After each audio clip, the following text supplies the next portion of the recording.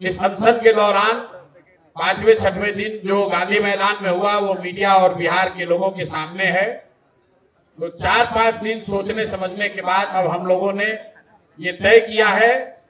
कि सिर्फ अब छात्रों की लड़ाई लड़ने से बात नहीं बनेगी। कहीं न कहीं बिहार में गांधी जी के बताए हुए रास्ते को लेकर आगे चलने की जरूरत है। समाज में लोगों को जगाने समझाने की जरूरत है। इसलिए आज से यहाँ से जन सुराज के साथियों के साथ, छात्र मित्रों के साथ हम लोग इस सत्याग्रह की शुरुआत कर रहे हैं। गांधी मैदान से तो पुलिस ने उठा दिया, लेकिन अब मैं जहाँ रहता हूँ उसको छोड़कर इसी आश्रम में जो आप ये व्यवस्था देख रहे हैं, जो अभी बनने की प्रक्रिया में है, अब यहीं पर रहेंगे और यहीं से जन सुराज का सारा कार्यक्रम चलाया जाएगा।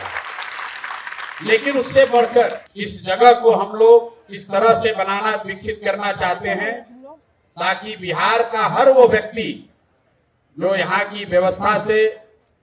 दुखित है, यहाँ की व्यवस्था का पीड़ित है, उन सारे लोगों के लिए ये प्लेटफॉर्म, ये आश्रम आवाज बने,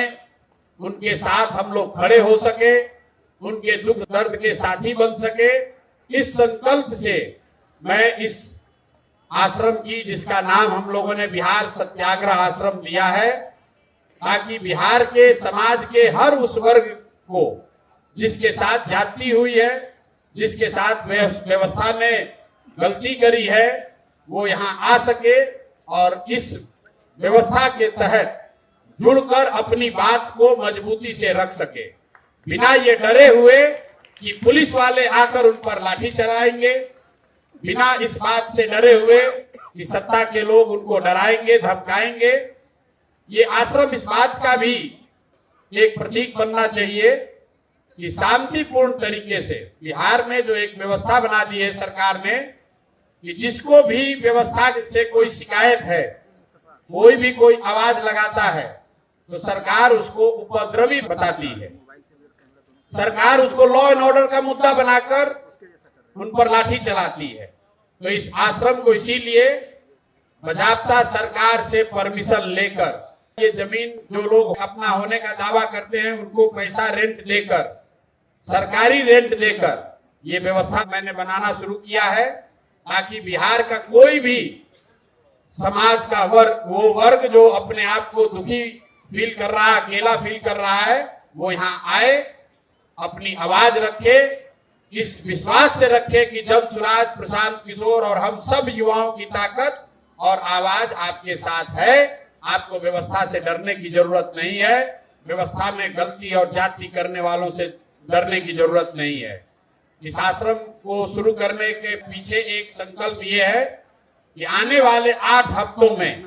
1 लाख युवाओं को इस आश्रम में लाकर सत्याग्रह की ताकत और उसके द्वारा बिहार के समाज की चेतना को पुनर्जीवित करने के लिए ऐसे 1 लाख छात्रों को, युवाओं को यहाँ से प्रशिक्षित करेंगे, ताकि वो जाए और बिहार की समाज को जगाएं, उनको बताएं, समझाएं कि मेरे भाई, जातीय और धार्मिक उन्माद में पड़कर जब तक वोट देते रहोगे, तब तक किसी तरह की असंवेदनशील व्यवस्था को आपको झेलना पड़ेगा। एक बार अपने और अपने बच्चों के भविष्य के लिए, उनके अच्छी शिक्षा के लिए, उनके रोजगार के लिए, बिहार में पलायन बंद हो उसके लिए, किसानों की समृद्धि हो इसके लिए, महिलाओं को रोजगार मिले इसके लिए, इन संकल्पों के साथ ये रास्ता युवाओं को मिले कि सत्याग्रह के जरिए इन संकल्पों को कैसे पूरा किया जा सकता है। इसी उद्देश्य से अगले 8 हफ्ते कम से कम इस आश्रम में रहेंगे, परमानेंट रहेंगे और यहीं से उन युवाओं के साथ मिलकर उनको प्रशिक्षित करके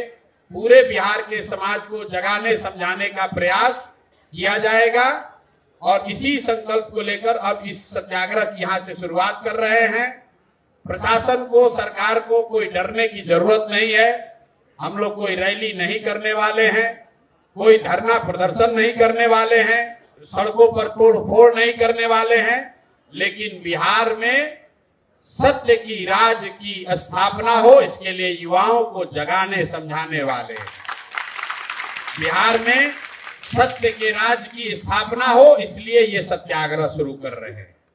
बिहार के हर बच्चे को, गरीब अमीर बच्चे को अच्छी शिक्षा की व्यवस्था हो, इसलिए इस सत्याग्रह को शुरू कर रहे हैं। बिहार के लोकतंत्र को लाठी तंत्र बना देने वाले व्यवस्था के खिलाफ डरे हुए लोग हिम्मत करके खड़ा हो सके, इसलिए इस सत्याग्रह की शुरुआत कर रहे हैं। बिहार का हर किसान हरियाणा पंजाब के किसान की तरह धनी और समृद्ध बन सके, इसलिए इस सत्याग्रह की शुरुआत कर रहे हैं। बिहार में धरना प्रदर्शन करने वाले लोग, अपनी आवाज उठाने वाले लोग सरकार द्वारा नियंत्रित गर्दनी बाग के किसी एक कोने में बैठकर अपनी आवाज न उठाए, गंगा के किनारे वो बड़ी इस व्यवस्था से खड़े होकर आवाज उठाएं, इसलिए इस व्यवस्था को बना रहे हैं। इसी आश्रम में उन छात्रों के लिए भी व्यवस्था बनाई जाएगी जो गंगा के किनारे पढ़ने के लिए मजबूर हैं, जिनके लिए कहीं पढ़ने की सुविधा नहीं है। वो छात्र यहाँ आ सकते हैं, अपना प्रशिक्षण का काम पूरा कर सकते हैं, इस व्यवस्था का इस्तेमाल कर सकते हैं। आने वाले समय में यहाँ कम से कम 5000 लोगों के रहने, उनके प्रशिक्षण की व्यवस्था आपको देखने को मिलेगी। इसी संकल्प के साथ हम लोग शुरुआत कर रहे हैं।